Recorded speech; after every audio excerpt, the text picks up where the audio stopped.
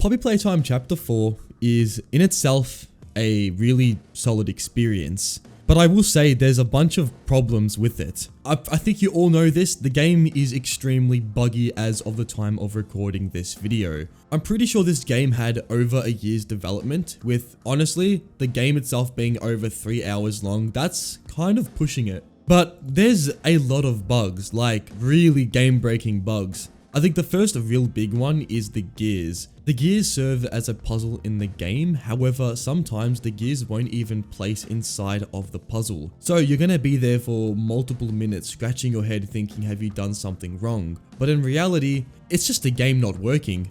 This is pretty big on its own, but it's not something that I would say makes the game unplayable. And none of the bugs in this video make the game unplayable, but definitely detract from the overall experience. Some of the bugs I stumbled into was in one of the boss fights. For some reason, the boss itself just despawned. I literally couldn't find the boss. So this was, I guess, a good thing because now I had nothing to worry about, but you know, when the boss disappears, then the whole experience becomes way less tenseful. And it just detracts from the overall experience. I've also heard that people have ran into this in the Yarnaby boss fight. Like Yarnaby would just disappear and that would pretty much destroy the whole boss. And in the Yarnaby boss, sometimes I was hiding inside one of the hiding spots and there was literally no way Yarnaby knew where I was. Yet in around 3 seconds, it would come toward me and jump scare me. So I'm not sure if the hiding spots themselves are just broken when I was playing the game, but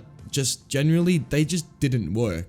Another thing that I think Poppy Playtime does a lot of is puzzles. Look, puzzles are great, right? They make the game more interesting. You can go ahead and do stuff. But I'm gonna be honest, puzzles for me are really just repetitive. And especially when the horror aspect is really just looked past in terms of just the puzzles themselves take up nearly 80% of the game, then it becomes a little bit concerning. And I do believe that this game does get rid of some of the horror. Look, the actual areas themselves, some of the areas, especially the one at the beginning of the game with all the smiling critters, that's pretty cool. But I felt like there was very few locations that actually made me feel uneasy. And also the bosses themselves weren't really that scary. I found myself a lot more scared at chapter 3 than chapter 4. I don't know if I'm the only one that felt that way, but I just feel like chapter 3 was a lot more scarier than chapter 4. The setting itself also just feels really bland. Like, I get it's meant to be a prison,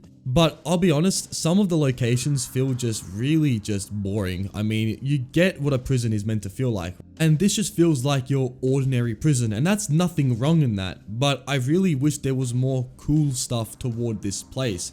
Like maybe if we got to see some of the actual prisoners inside this place, that would have been quite nice. Like I get you get to see, you know, some characters, the main characters in the game, but I just feel that the prison aspect was really underutilized in this chapter.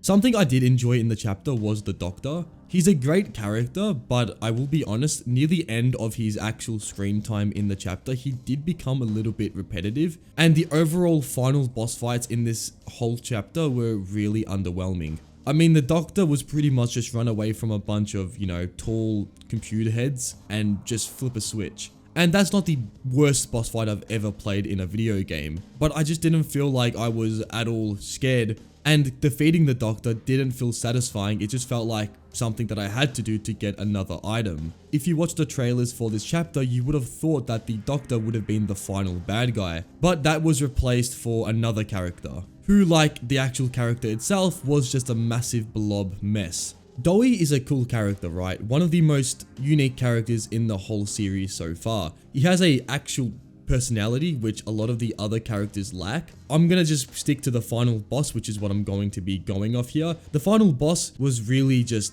bad. Pretty much what you need to do is you need to chuck these liquid nitrogen things onto Dowie and then use it and freeze him and then use this mechanical claw to weaken him.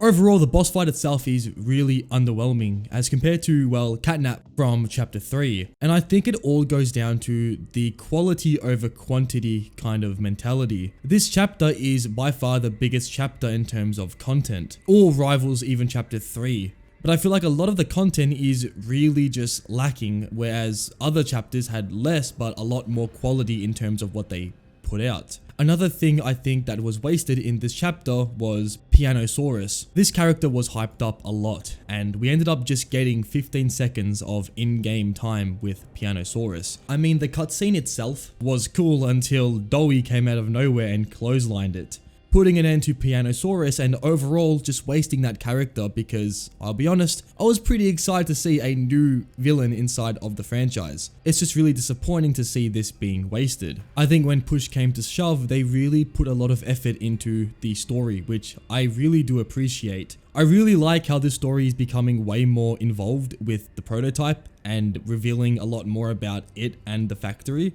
And the chapter does have really good voice acting, which I will praise. But I'm just a little disappointed with the gameplay and the missed opportunity that this chapter had in terms of the scare factor. I think it could have been a lot more scary, but definitely the lore is very good and the amount of audio logs and diary entries this chapter does contain is outstanding. Like, there is so many different characters that we have never heard of being introduced in terms of the lore, and I think that's really positive and definitely should be something they should focus on. But I think the scare factor should also be considered in chapter 5. And I do think that before, as I said, Dowie is very interesting as a character. I just feel that his final appearance with the monster that he became was okay, but I do think the final boss fight for me was underwhelming in terms of the stakes of it all. I will say though, Chapter 4 by far has the best ending out of any chapter. Like, in terms of a cliffhanger, I think Chapter 4 nails the overall tension of what a ending should feel like. So credit to where credit is due, this was very good.